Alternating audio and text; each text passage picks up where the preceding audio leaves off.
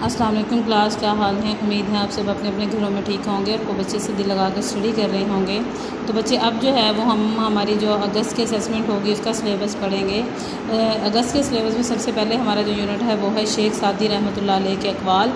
पहले तो है वो हम इसकी रीडिंग करेंगे, उसके बाद हम इसकी एक्सरसाइज जो है वो सॉल्व करेंगे। तो चले आए इसकी रीडिंग जो है वो स्टार्ट करते हैं।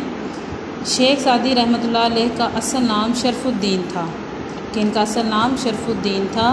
इन्हें हकीम मशरिक़ के लक़ब से याद किया जाता है। हकीम मशरिक़ होता है बच्चे मशरिक़ का दाना, और लक़ब जो है वो नाम होता है जो किसी वस्फ़ की वजह से लोगों ने उन्हें दिया हो।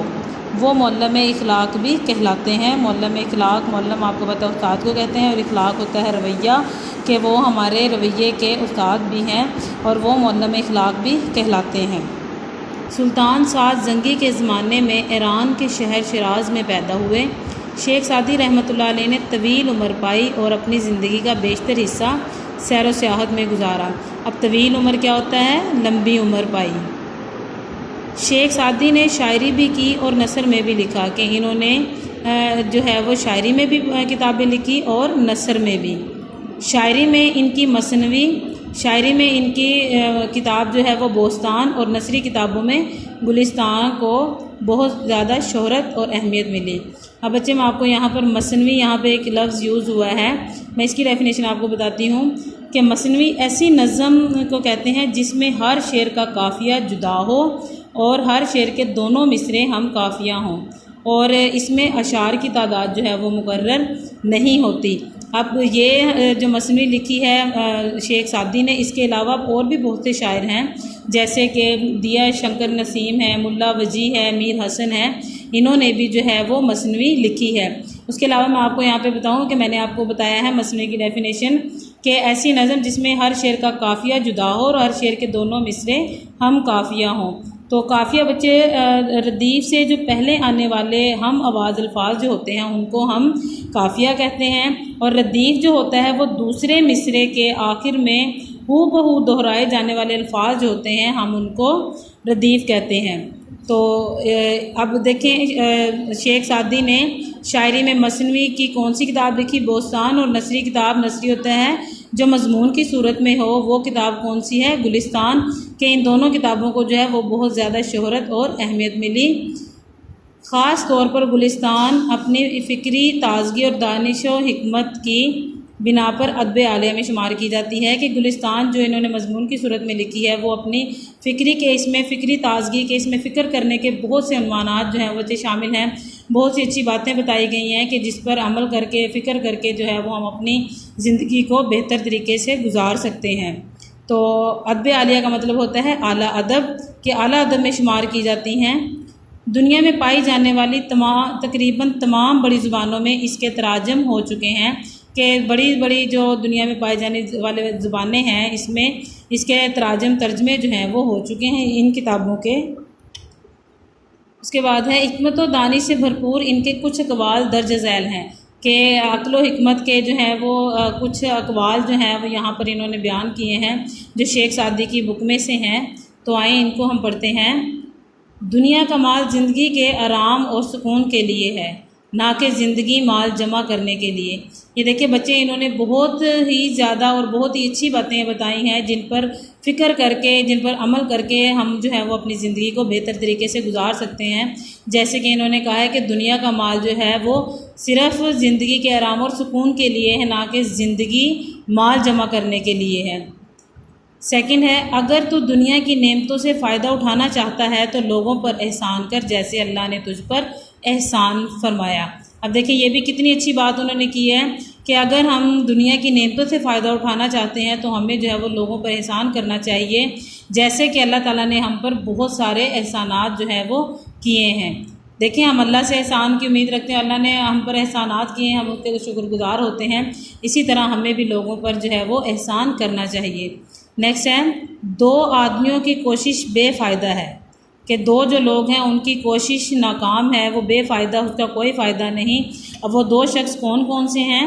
एक वो जिसने माल कमाया मगर खाया नहीं, कि पहला शख्स वो है कि जिसने सारी उम्र बच्चे माल कमाया ही कमाया है मगर खाना उसके नसीब में जो है वो नहीं हुआ, एक वो शख्स है। और दूसरा है वो जिसने इल्म हासिल किया मगर इस पर अमल ना किया, कि दूसरा शख्स वो है कि जिसने इल्म तो हासिल कर लिया, उसने डिग्रीज तो ले ली, लेकिन इस पर अमल नहीं किया।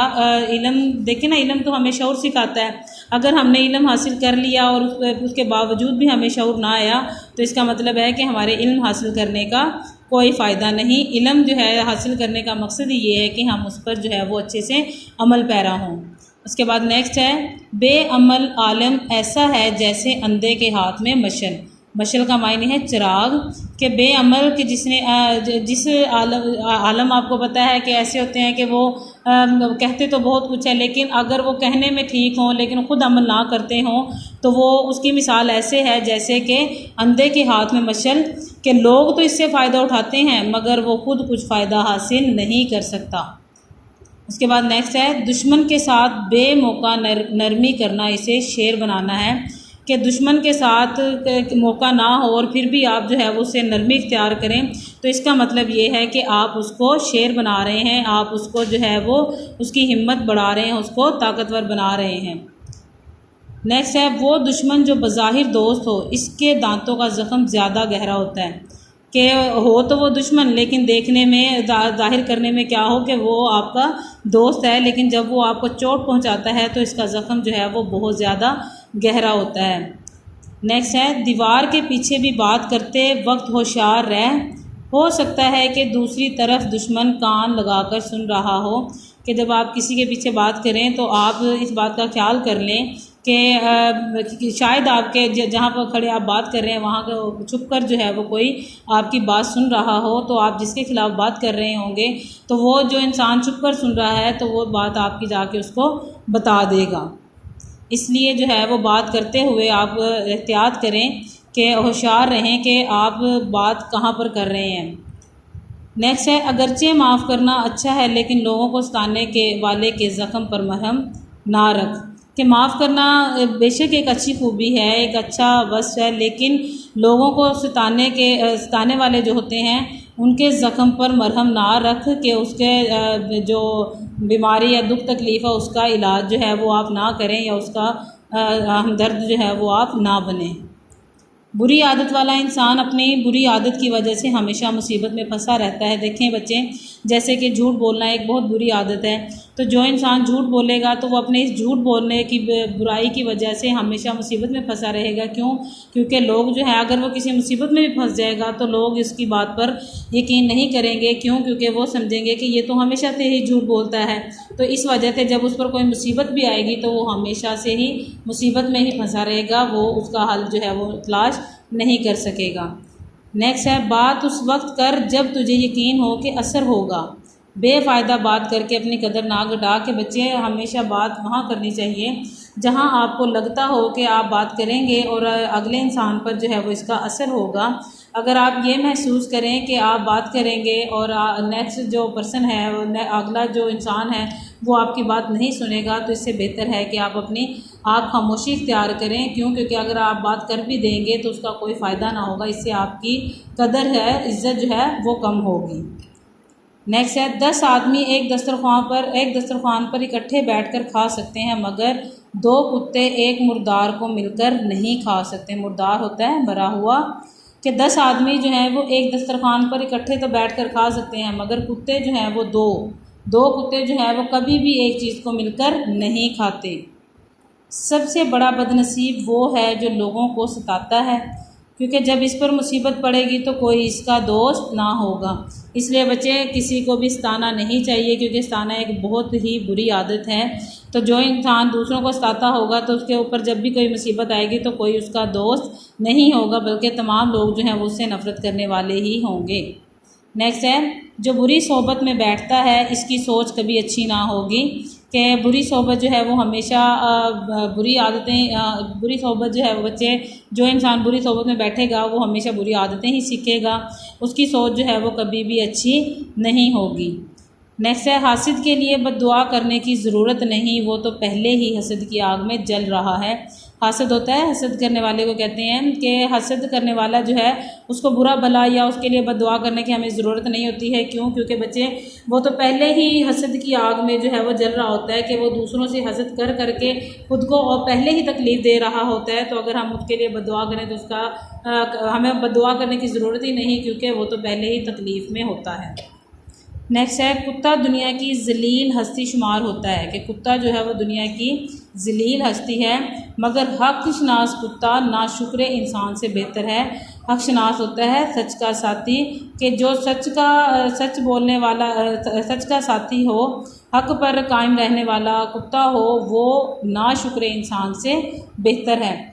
तो बच्चे ये शेख सादी आज हमने पढ़ा, इसकी रीडिंग की हमने। देखें शेख सादी ने कितने अच्छे अक़वाल जो हैं वो बयान किए हैं कि इसमें हमारा बहुत सी फ़िक्र करने की बातें हैं और बहुत सी अच्छी बातें हैं। अगर हम इन पर अमल करें तो हमारी ज़िंदगी जो है वो बहुत अच्छे तरीके से गुजर सकती है। तो उम्मीद है आपको समझ आ गई होगी। आपने इसकी रीडिंग 3 से 4 बार अच्छे से करनी है। उसके बाद इंशाल्लाह नेक्स्ट हम इसकी एक्सरसाइज सॉल्व करेंगे। नेक्स्ट लेक्चर में मिलते हैं, तब तक के लिए इजाज़त दीजिए। अल्लाह हाफिज़।